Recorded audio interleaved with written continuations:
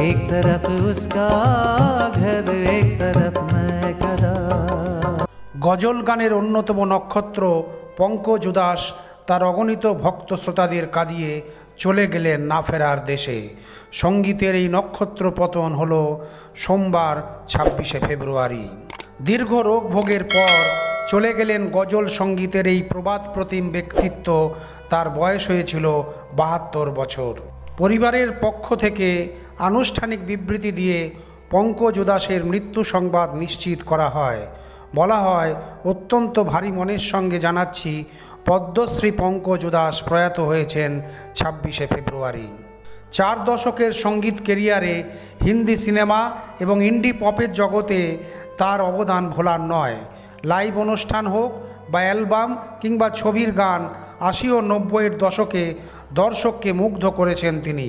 চাঁদি জैसा रंग, ना काजरे की धार, दीवारों से मिलकर रोना, आहिस्ता, थोड़ी थोड़ी प्यार करो, निकलो ना बेनकाब।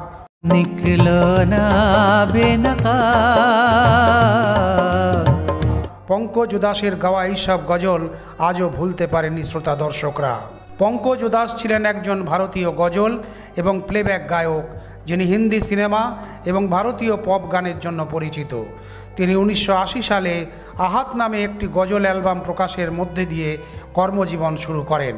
তার পরবর্তীকালে 1981 সালে মুকাররার, 1982 সালে তারান্নুম, 1983 সালে মেহফিল, 1984 সালে রয়্যাল অ্যালবার্ট হলে পঙ্কজ উদাস লাইভ, 1984 সালে নায়াব এবং 1988 সালে মুক্তির মতো অনেক হিট গান রেকর্ড করেন। একজন গজল গায়ক হিসাবে সাফল্যের পর চলচ্চিত্র পরিচালক মাহেশ ভাট তার নাম নামক চলচ্চিত্রে উপস্থিত হতে এবং গান গাওয়ার জন্য আমন্ত্রণ জানিয়েছিলেন।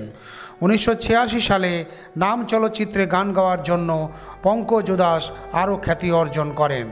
সেখানে তার চিঠ্ঠি আই হ্যায় তাৎক্ষণিকভাবে হিট হয়ে ওঠে। चिट्ठी आई है चिट्ठी आई है। এরপর বহু হিন্দি ছবিতে প্লেব্যাক গান করেন। বিশ্বজুড়ে অ্যালবাম এবং লাইভ কনসার্ট তাকে গায়ক হিসাবে খ্যাতি এনে দেয়। 2006 সালে পঙ্কজ উদাস পদ্মশ্রী, ভারতের 4র্থ সর্বোচ্চ বেসামরিক পুরস্কারে ভূষিত হন। নাশা, পয়মানা, হাসরত, হামসফরের মতো জনপ্রিয় অ্যালবাম রয়েছে তার ঝুলিতে। জগজিৎ সিংকে বলা হয় গজল সম্রাট, আর সঙ্গীতপ্রেমীদের কাছে গজল কিং পঙ্কজ উদাস।